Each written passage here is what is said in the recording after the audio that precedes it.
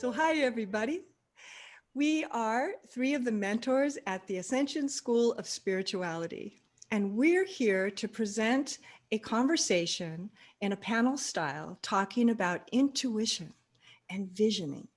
And this is the most interesting subject you could practically ever endeavor, that you get to open up this purple door and walk into the sacred space of your own inner knowing.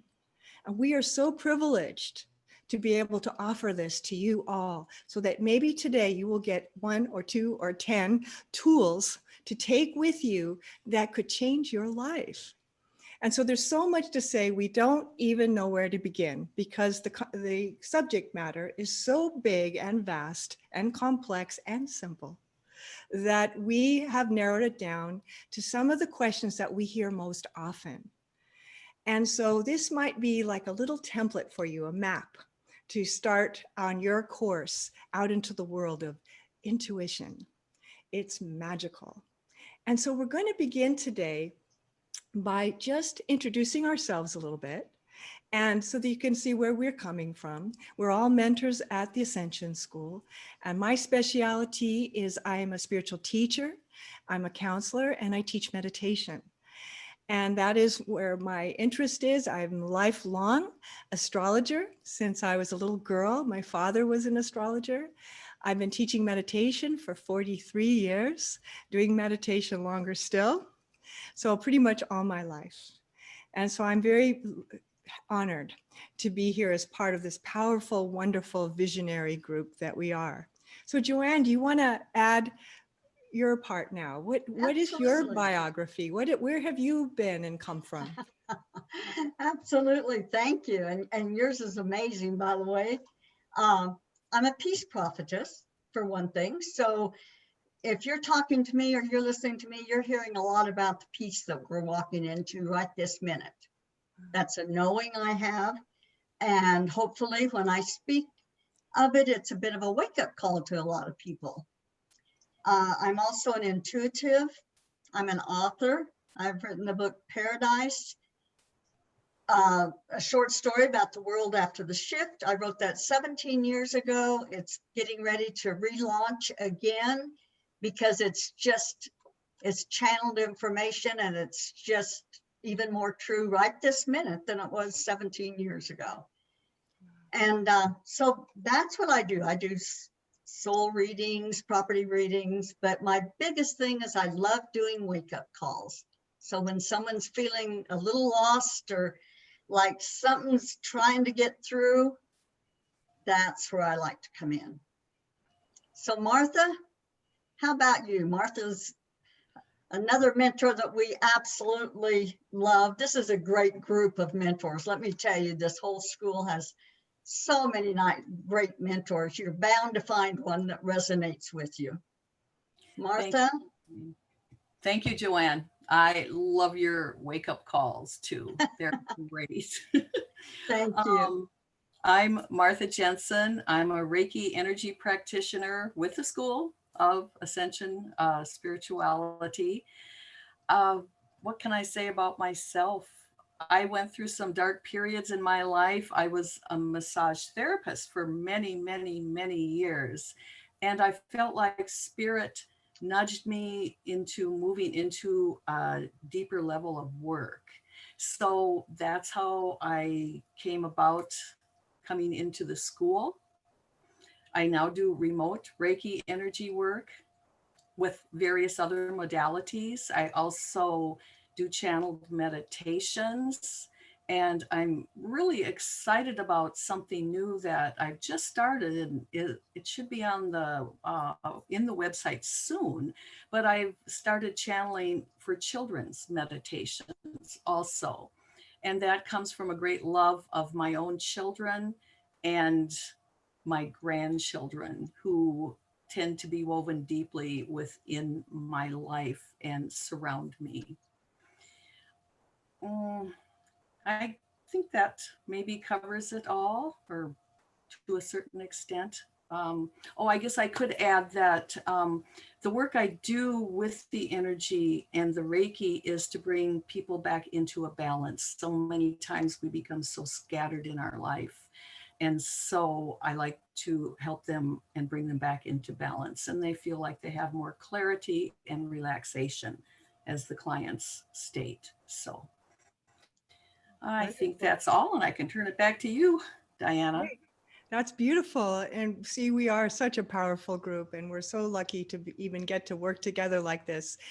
We're going to start today by pulling a oracle card of JoAnn's choice that is going to be part of our conversation today somehow. And we thought that might be the best way to begin this in that style of what we're talking about. Of course, tarot is just one modality of hundreds and hundreds of kinds of being able to see oracular work.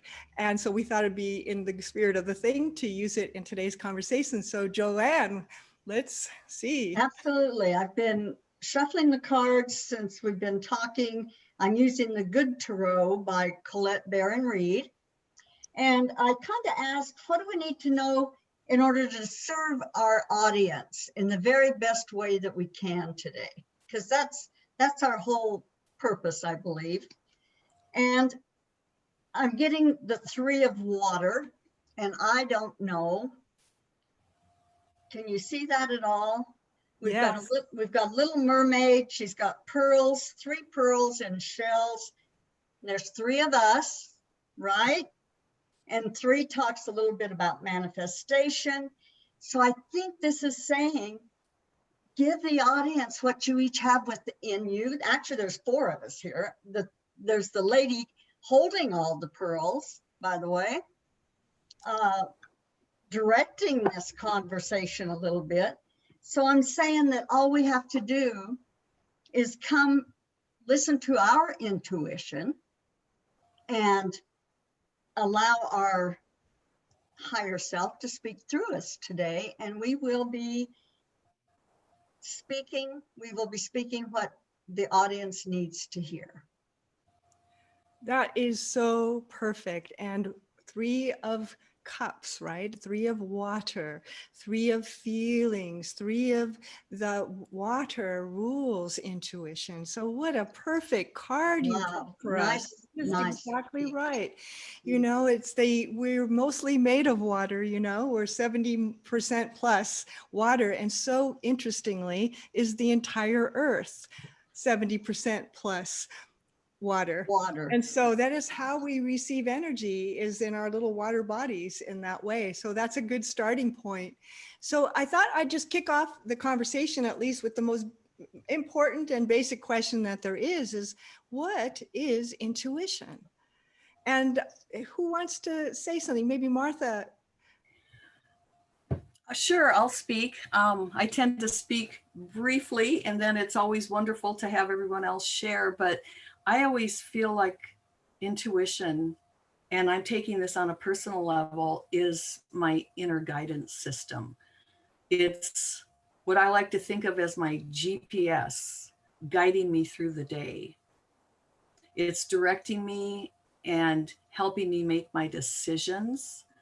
And I believe that we've all have that ability to use our inner guidance system. But what's interesting is we don't always. And I'm one that didn't know my inner guidance system. I've had to bring it back to me and be open myself up to receiving. So I'll let someone else. Yeah, well, I wanted to add, while we're talking to you, Martha, we were thinking of maybe holding just a little intentional vibrational meditation to kind of set the tone for this conversation with you that are listening out there, so that you can line up with being the most receptive to these understandings kind of becoming part of what you know, your own lexicon, your own vocabulary. So if you don't mind, Martha, can you just set the tone for this conversation for us in a little meditation?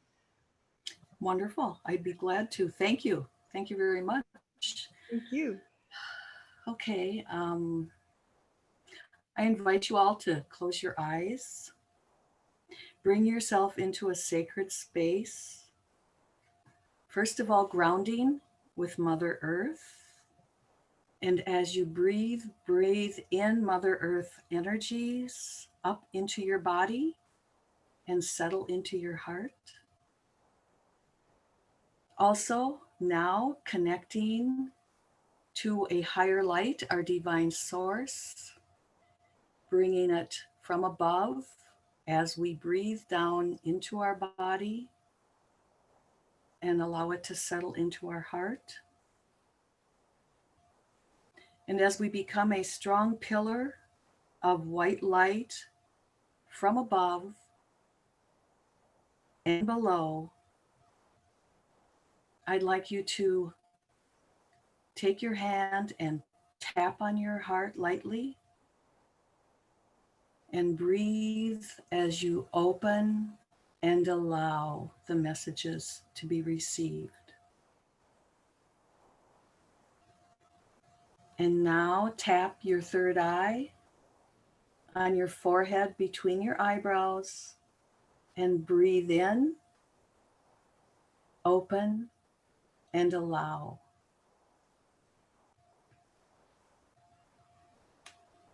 And now tap your belly and breathe in, open, and allow.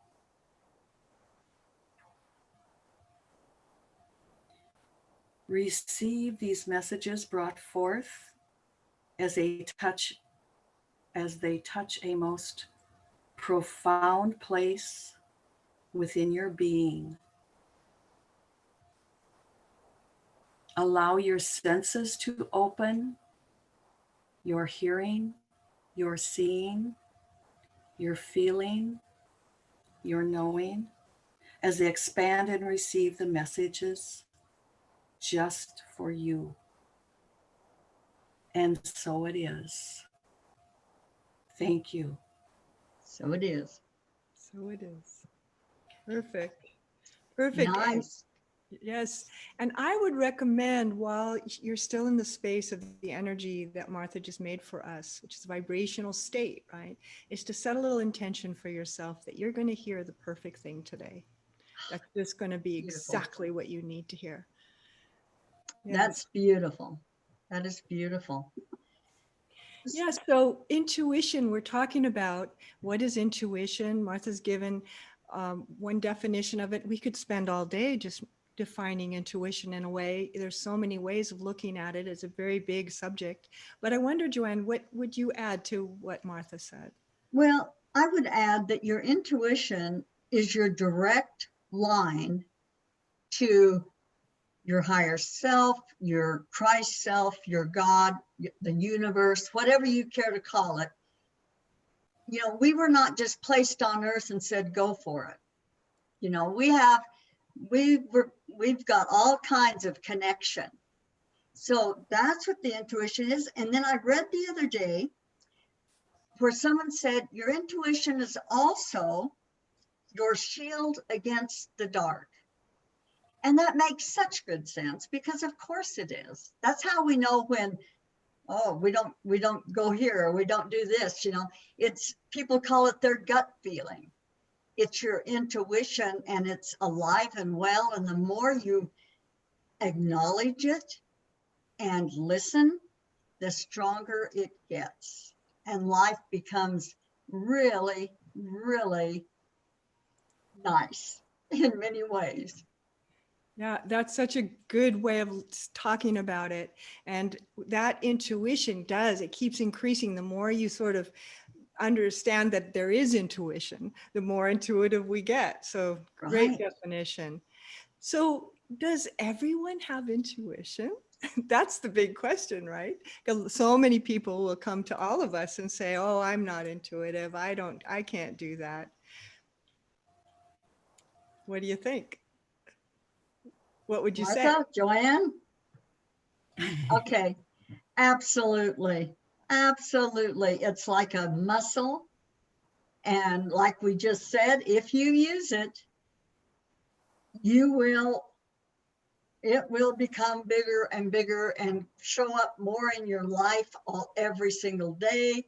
And you know, it's as simple as waking up in the morning and saying, I want to hear my intuition. I want to be aware of my intuition, because all you have to do is ask, and you are so surrounded by guides, teachers, and angels.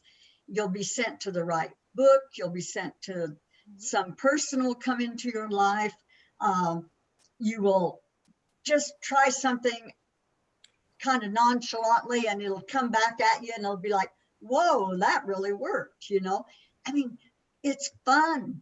It's fun. It does not have to be all seriousness. And, you know, it's just such an amazing gift that we all have.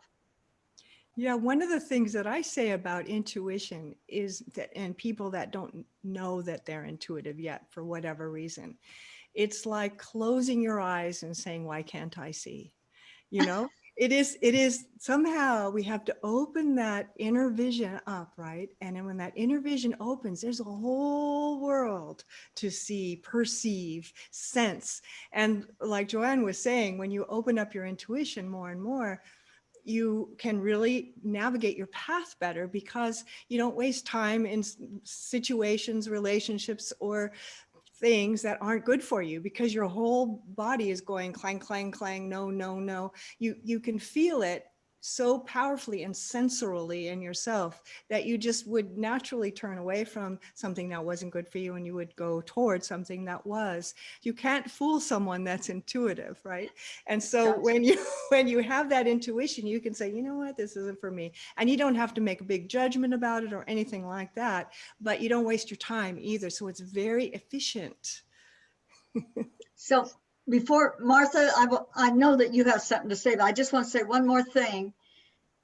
We've all noticed our intuition when we say, you know, I knew I shouldn't have done that. You know, that was a bad choice. I knew it when I made it. There you have it. You've got intuition. You just chose not to listen. But that's how we learn also, because that's how I know that's what has strengthened my intuition. And what I was going to share was that I spent the majority of my life not believing in my intuition. I felt like I had it. It's something I thought I knew, but I was trained and programmed, and I believed that other people had the knowledge instead of me, and to follow the other people. But when I became more sovereign within myself and realizing that I can trust in myself, that's when life started opening up for me. And like you said, you have that knowing, and it just brings such a more peaceful and calming feeling to my life, that how would I ever want to go back and be without it again? And it's so important to encourage everyone else to feel the same way. So I must have Yeah, had to get because if there's something to trust, it's that inner knowing. And it does take time to develop a relationship, almost like a conversation with your own inner knowing, from the kind of the soul self that comes out. And we learn over time, like you were saying, by practicing and making mistakes in a way, of what exactly that looks like. How do I trust? I think that's a big word in intuition, to trust yourself. And it's hard to trust yourself when everybody's got an opinion, everybody, you know, there's 1,000 books about every single thing, but your way might not look like somebody else's way. And so it's really important to trust your life. That's what I call it, trusting your life, that your sense, when you're connected soul with self, you can't get it wrong. Even if you go sideways for a while, you're going to come back onto path. And I call that following your North Star. And to me, that North Star energy is soul with self, guided, soul guided. Beautiful. Absolutely. Oh, that's beautiful. I like the way you worded that. So Thank do you. I. Thank you. So another question that we hear all the time is, we're saying, does everyone have intuition? Yes, is the answer. Do some people have more? Yeah, some people do. And that has to do with circumstances, how you grew up, what you were allowed to do or think. Every child is intuitive and it gets taught out of them, there's nobody there, honey. We get told that, so we discount our intuition. And one of my teachers is Abraham Hicks. I know her very well for a very long time, since when she first began. And she Abraham says that the biggest thing you can teach your child is to trust their intuition, and then you never have to parent them essentially, because they'll find their own way, because their little intuition will say, I don't like that. Oh, I do like that. And they'll feel it. And most of that is taken away from us pretty young. And so we have to find it often as adults again, and sort of dig ourselves out of there and all that sensitivity that comes with it. So it's important to, give yourself a chance to find your intuition again, if maybe it's been hidden away or you have been taught not to trust it or something like that. So then that leads to another question perhaps to talk about is, I feel intuitive, I love intuition. How do I develop my intuition more or at all? Martha, do you want to go first? You know, the word that came to me was practice, practice, practice, practice. And it can be fun. I think I know I went through this myself too, of, oh, I have to do this. I have to, I have to get this right. And this, being so serious about it. And it can be like a game with a child that you can play with it and start with simple things too, something simple. And I think one of the ways I began was just doing yes and no, just simple things of asking simple yes and no questions. And actually, one way I began was by doing muscle testing and kinesiology too. But just working with it. Also, another component is finding space for yourself, finding the space to connect, the stillness for yourself, within yourself, and with your higher self and a higher being, connecting and listening, because that was extremely important for me as being a very busy person. The minute your feet hit the floor and the minute you go to bed, you fall into bed at night and you don't take the time for anything else. There has to be time to begin this type of a program. And not only if you're doing it for intuition, you're doing it for yourself. And when you do it for yourself, you're doing it for your family and the rest of the world. So I just know I went through that so many times. I don't have time for this. I can't do it for myself. I'm not doing for others, but you are doing for yourself and you are doing it for others. So those That's are the beautiful. things. Yeah, I agree. I agree totally. May I say also that another nice way to start is to go to a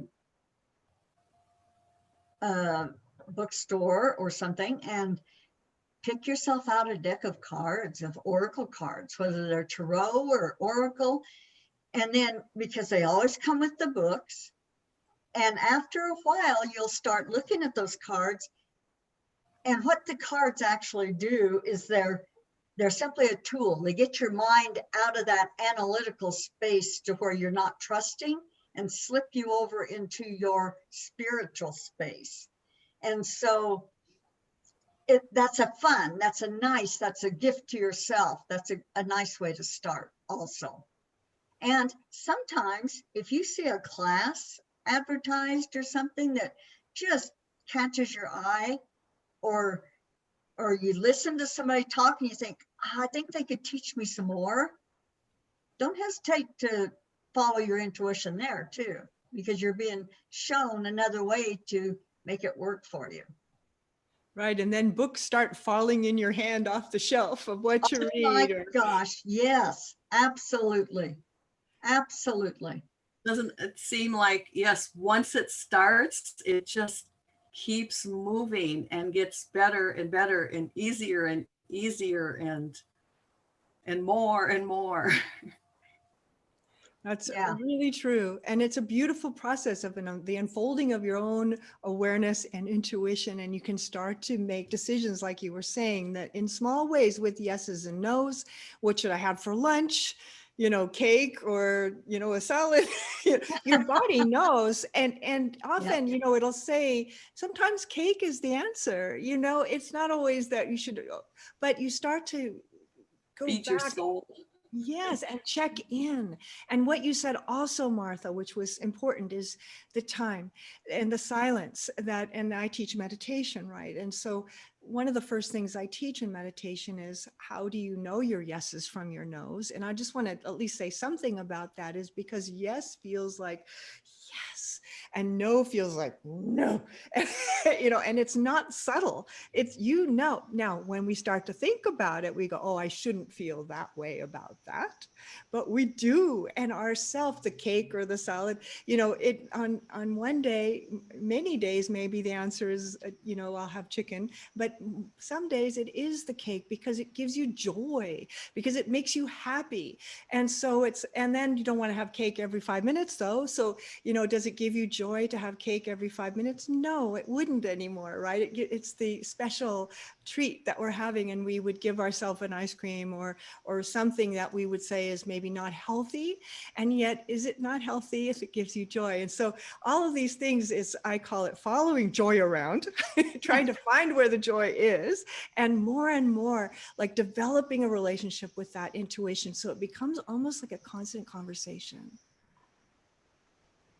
I love that. I love that. Yeah. That So it's is like so, a telephone, you know, to the soul. it's such a part of us. And that's, I look back and think, oh my gosh, I was missing this all my life. No wonder I was out here and out there and scattered, because I didn't feel like I was whole. It really has touched my heart and changed my life. Right. It's, And all of and, us. and it's going to keep, I know it's going to continue. It's not like that's it. You know, there's still always more to learn. Absolutely. And, you know, I used to wonder why I always referred to myself as we. We need to do this. We need to do that. You know, well, I know why now. You know, there's like a couple of us here. And so it makes a lot of sense. You know? So how can people that maybe are newer to this, that are nervous of it, or just think they don't got it, they just can't feel anything, like what could they do to, you know, in some simple way, like we've been talking about a little bit, but how can they develop that? How can they develop a capacity? I mean, number one is willingness, right? Of being wanting to, that's number one. And then, so we're assuming that that's already there for you. So now what? So what's some more steps that people can take that are everyday kinds of things?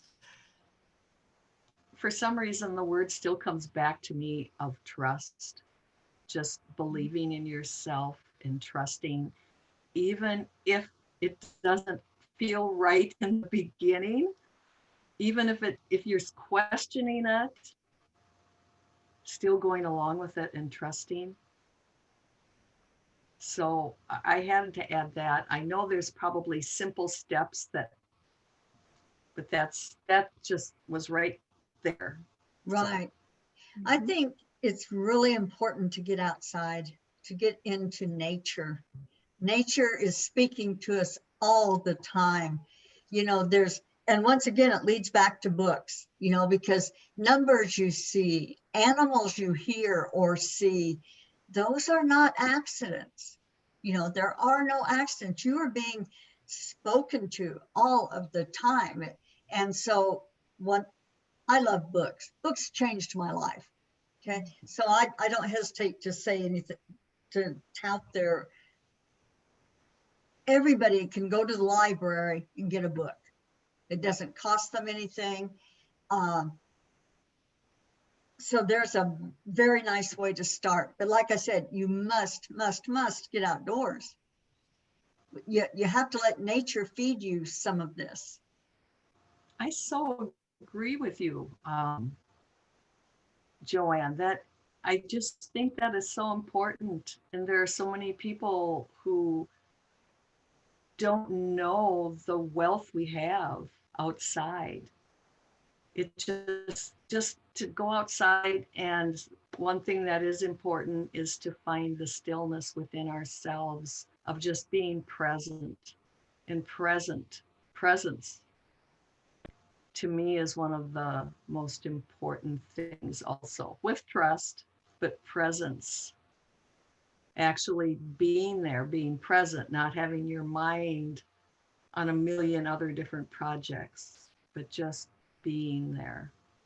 Right. Right. So can somebody do this without a book, without a teacher? Is it possible? I mean, obviously, it's, help helps. And I always say with helping and having teachers that it's so wonderful to have a teacher. We're so lucky because when the student is ready, the teacher appears.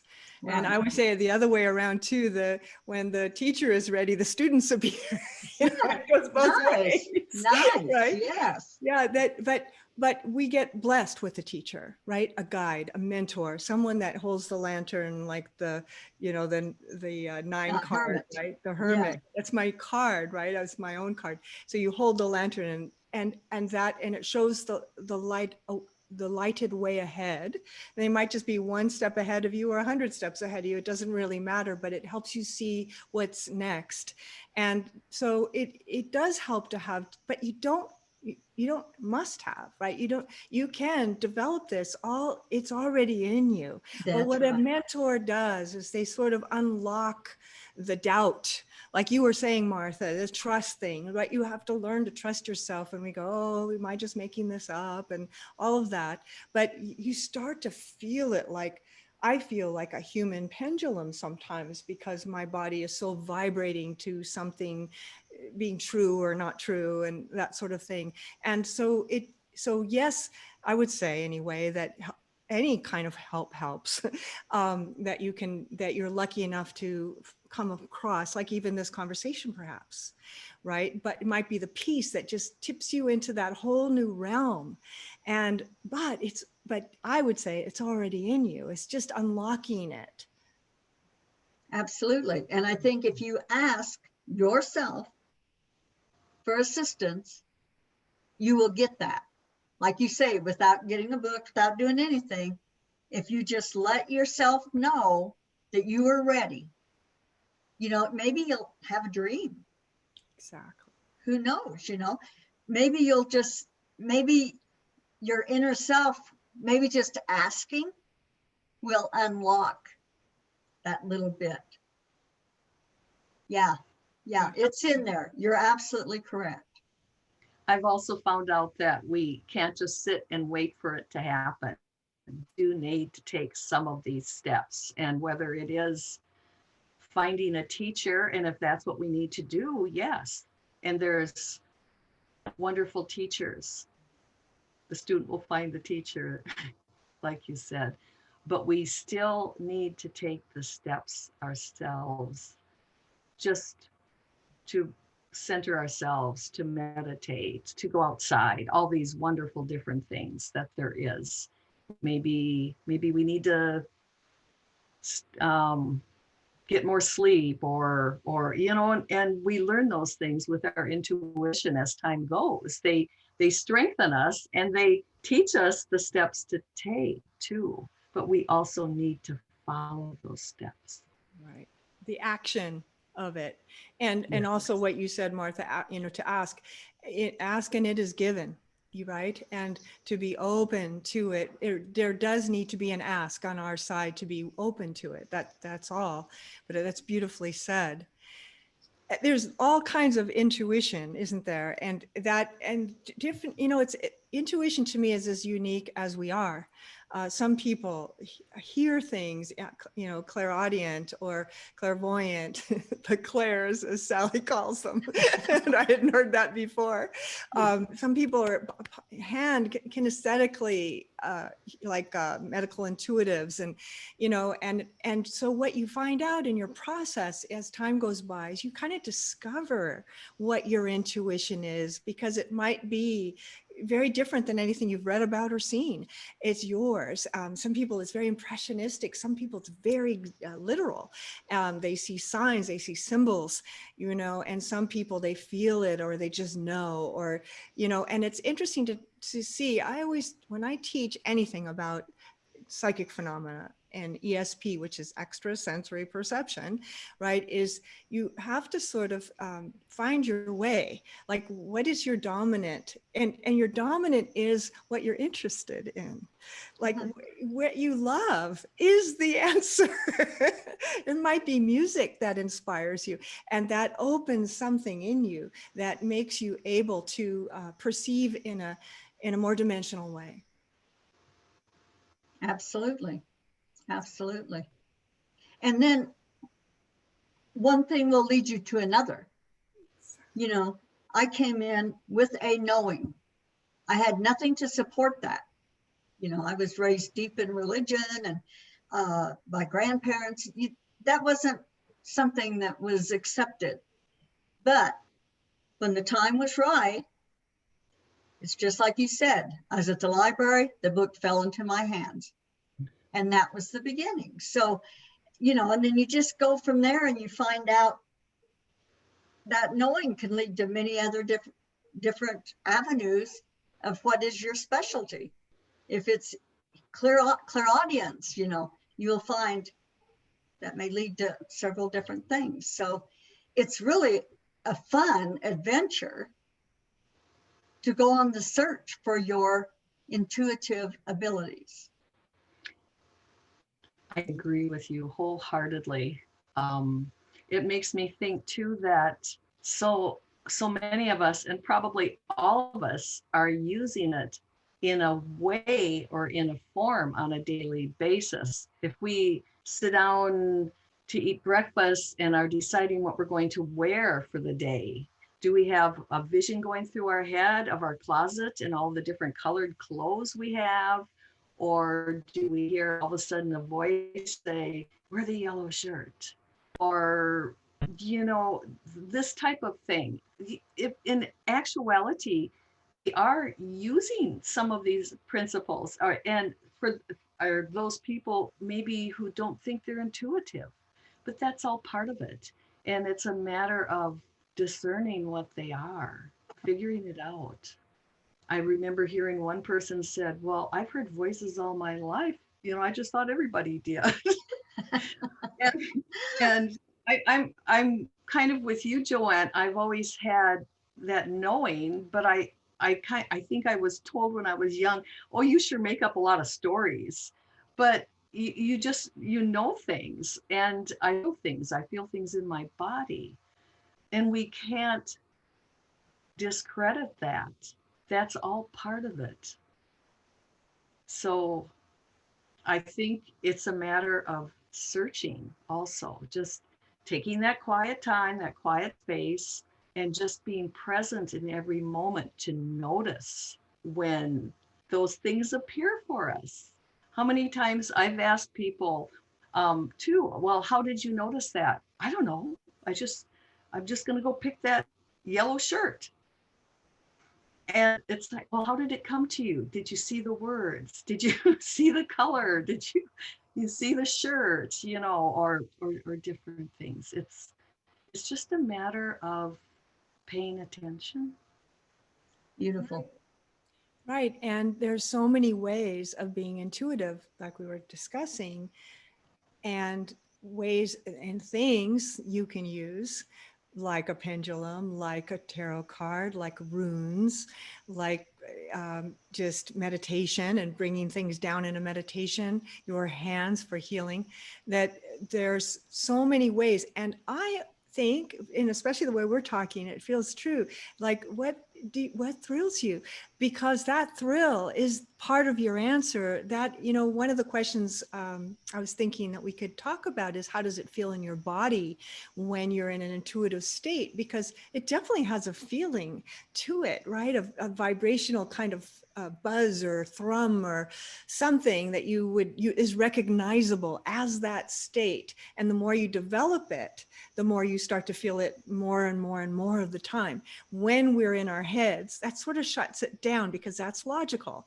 And we love logic and we love our minds, but intuition's a higher mind. It knows more than our brain even has calculated or can calculate.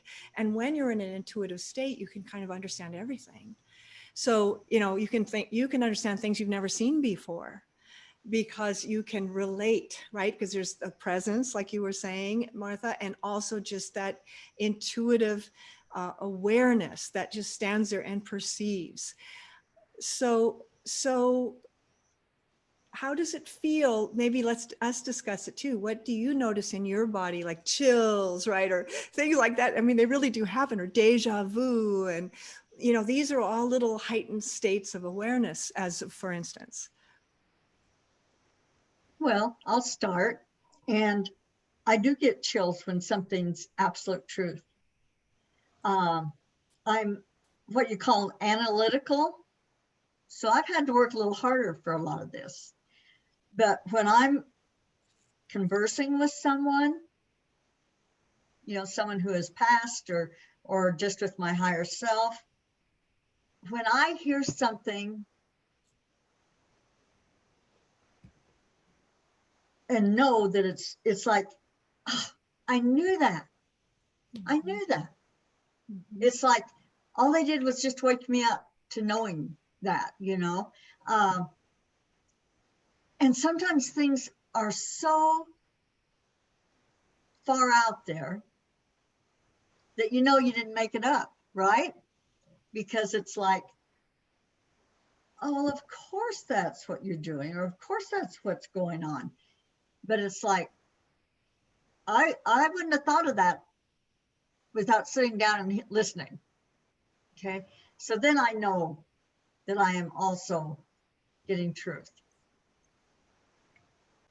It's yeah. So I, you know, I hear people talk like you do about how you almost vibrate sometimes when you, and it's like, oh, I want to get there too.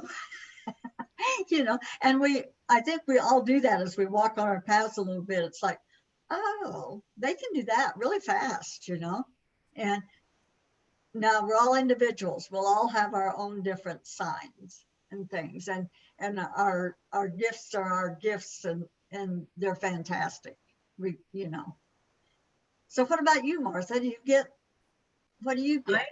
I'm on the clairsentience, and that's that, and then the knowing, although I didn't trust the knowing for so long. And the clairsentience, I had no idea what it was until I started delving into it. But I get all sorts of feelings. I get chills, hot, cold.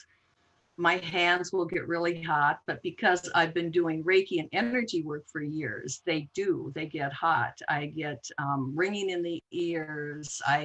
I'll get headaches. I've had headaches before. I get heart palpitations or heart fluttering, and that's interesting too. Sometimes I'll even get pains in the body. I'll get forehead tingling. I get a lot of nausea. Yeah, nausea. They're all different signs for different things for me, and some I'm still feeling, you know, and sometimes they're a sign for multiple things. So then I just need to ask the questions and go through the process of figuring it out. Then the knowing. Go ahead. Well, I love that you said all that, because it makes me stop and think, because like if I'm doing a reading or something for someone, and all of a sudden my neck will just start aching something horribly, you know, or I'll get a pain up my leg like you're talking about, and I'll say, is this going on with you? Or I'll get this sadness like somebody died or something, you know, and And I asked this person, oh my gosh, is that what you mean when you say you're so sad? You know, depression. So you learn to know when it's not you and when it's the person that you are with, that type of thing. I heard this phrase coined by someone, and it was called clair empathy, and it's clairsentience is the feeling, but clair empathy is actually feeling what they're feeling emotionally and sometimes physically too. I think it was Jennifer Hoffman. I need to say her name because she's the one who coined the phrase. And I think that's really interesting. But things that also were brought up to me was clairgustance and clairolfaction, which is the smelling and tasting. Because how many people, said, "Oh, I'm smelling something," or I can taste something. I must want it or something. And I think those are quite interesting. They're I think the other clairs maybe give us more messages, but they all work hand in hand and work together. Sometimes they're just telling us that another message is coming and we should be alerted to it also. Beautiful. Mm-hmm. Yeah, really good. And wouldn't it be absolutely so that a great chef would have especially good taste, an intuitive taste buds, or a good fashion designer would have a sense of frame and architecture and color, because it's all vibration. And so people that get known for their talent are almost always, anyone I've ever met anyway, has been intuitive and maybe didn't call it that. They just like music and they write music, but they are connecting to something intuitively that gives them the refinement of taste or sound. Or so it doesn't just apply to being psychic necessarily, it applies to being good at something. Right. Absolutely. And another path, sometimes when somebody loses someone, they cross over, they will smell their perfume. They will smell cigarette smoke if they were smokers. And little children are marvelous. They'll come out and tell their mama that someone's kissing them goodnight. It's there. I know sometimes that frightens people, but that's just us relating to something bigger than ourselves. Yeah. So what advice can we give sort of in this little period of time we have? I mean, unfortunately, we'd love to talk a lot longer, but what kind of advice would you give to the students you work with or the people that you are encountering if they wanted to build up their own intuition? And we've covered some things here, but just like one-on-one, like just talking right to that person, like what could you offer as first steps, next steps, sensitivities, to begin? Boy, Martha stands out for me on this because it's set up a little bit of time for yourself. I don't care if it's 10 minutes in the privacy of your room or something, to where you can just be for a few moments, long enough to just say, I could use some guidance here. I'm open, and then everything else follows, it seems like, they see a yoga class that, they head for that. Get more exercise, get out in nature, go buy a deck of cards, go buy a book, go rent a book, whatever. But Martha hits it on the head when she said, you've got to take some time for yourself. I learned that the hard way. That's why I know it so well. I guess to add to that, I just come back to trust. I thoroughly believe trust because again, I learned that the hard way of not trusting myself for so long, that trust in being present. And as JoAnn said, taking the moment. But I think what another component is to have fun with it. Just have fun and be playful. And I love Diana's message of joyfulness, of being in joy also. That I think will get you much farther than searching out and being intense. Another thing I learned the hard way. Yeah, I agree. Mhm. Yeah, and don't take anything personally. You know, it's one of the four agreements, right? It's like Yep, nothing. It says don't absolutely. take anything personally, and it's because you're picking up energy. It's probably not yours. You know, very often, especially if you're highly sensitive, and that was part of my journey. Is also like all of our journeys, probably of being I'm an empath, so I feel it as if it's me, and that took me so many years to really a lot of years to figure out how I felt versus, and I would just be like inundated with, and especially if there was a room full of people, right? But then I Right. learned how to stand sovereign. I forget who said that. I think it was you, Martha, that said that, or was it you, JoAnn? That sovereignness, once you know where that place is, you don't even have to put a white light around yourself or anything, because your love is radiating with such magnificent light that nothing but the same can come in, you know, and you Absolutely. become impermeable in a way to anything that you don't want to encounter or you want to stay up. We're literally learning to raise our vibration. And that is part of it. And you can feel, we can feel when we're in a lower vibration, you're mad, don't like this, people are mean, or, those things where we kind of drop down and we don't forgive and all of that. And when you live in a spiritual way, you really want to clear that stuff out because it's away from joy, because joy is where it all is. It's like pure love, right? Is where your purest intuition is. So Absolutely. I love what we've all said. Trusting is everything. Becoming still and listening to yourself, to take the time to listen to yourself. Any Well, any last thoughts, you guys, as a panel on the subject of intuition and vision? Um, Anything that you feel like you just feel pressed or called to say to our audience? I love the sense of humor. I think it isn't good to be so serious. When I first started connecting with my guides, the reason I knew I was connecting with them to get past this analytical thought was that they'd do something silly, like they'd be standing there with a Starbucks cup if I was in one of my Starbucks moods, that type of thing. I've seen my guides in my mind go like this when I ask the same question over and over again, So they've got a marvelous sense of humor, if you will allow it. And it just helps to cement within you that, yes, I can't make this up. This is truth coming through.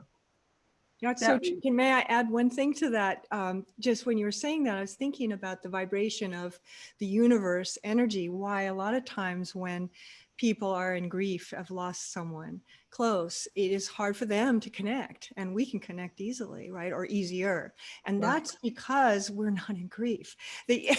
Their energy is not in grief. Ours is. And when we can get ourselves back into, as going through the process of grieving, obviously, but when that grief is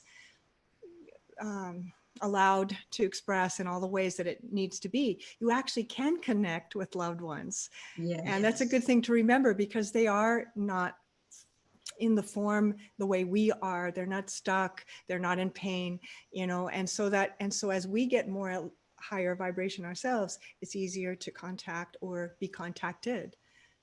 And it's getting more and more easy as the entire vibration of this planet is just so big. I feel Martha. it. I feel it. Yeah. Oh, I was going to add to JoAnn's, but you did such a beautiful job talking here. I'm just going to say how many times I have been told to lighten up. That's all I was going to Well, that's got two two ways of looking at that, you know, getting more joyful and sending out your light. Right. Yeah. You know, there's a funny teaching, and I'm a longtime yoga teacher. And one of the things in the old teachings, in the secret teachings of yoga, they say the only reason that you do hatha yoga, which is the practice of the asanas, is so that your body vehicle can hold more light. Ah, beautiful, beautiful. And I love that, because the interference, right, of pain, mental pain, physical pain, emotional pain, the interference of that does clutter up and create doubt and things like that, where we're not feeling as we've got that access line. And so it's just a nice way to think of it, like to clear our fields. And that's what meditation is for, right? To clear the energies of the day, or even in our own energies of fears and worries, to clear ourselves so that we can connect. Absolutely. Yeah. So I think this is a good place. Of course, we could talk about this for hours. It's our favorite subject for all of us. Absolutely. But I think we covered a lot of ground. And so what we'll end with is just a little meditation to seal it and hold what maybe you heard today that's for you, and to allow even these next few days, this conversation, to maybe it'll pop up, you'll see something else, or the book will fall in your hand, or the teacher appears, or whatever it is that's perfect for your path as an aspirational intuitive. So when you're ready to, we'll just do a short closing meditation. Just close your eyes for a moment, because we want that, what we talked about, that presence, right? That being here. You have to be in your body to feel your intuition, and just feeling your own body and your own feet on the ground and your own body in the form. We are light in form. And I say this funny little switch on that is, I am light in form and I am light informed, you know? And so there's this availability to light is what I'm saying, the light of the soul in each other, and the light of the soul of the universe too. And so with your inside sense, just be available to being inspired, to being shown. You know, that's a good meditation. Show me, right? That ask, please show me what's next for me, where to be, where to stand, how shall I be? And just be available in your own energy field right now, as you allow the light of your own soul to tune you up, right? Like an instrument. May I be an instrument of thy peace. May I be a healing heart to this world. May my life be in service to the greater good of all. And so you call for it and feel your body vibration come thrumming with that meditation, that idea, that asking. Ask and it is given. And let it land into your life, and let it inspire your life, and let it show you the way, one step after another, not running ahead, not trying to skip steps. You can't skip steps anyway. Just the next one, just the next one. So be it. That was beautiful. Yes. And we thank you for being part of this and for watching this and taking part in it. If you have any questions, you can contact any of us and through the school at any point, plus all the other teachers that are there. And we hope to get to perhaps talk to you again in another way. Thank you, everyone. Thank you. Thank you. Namaste. Namaste.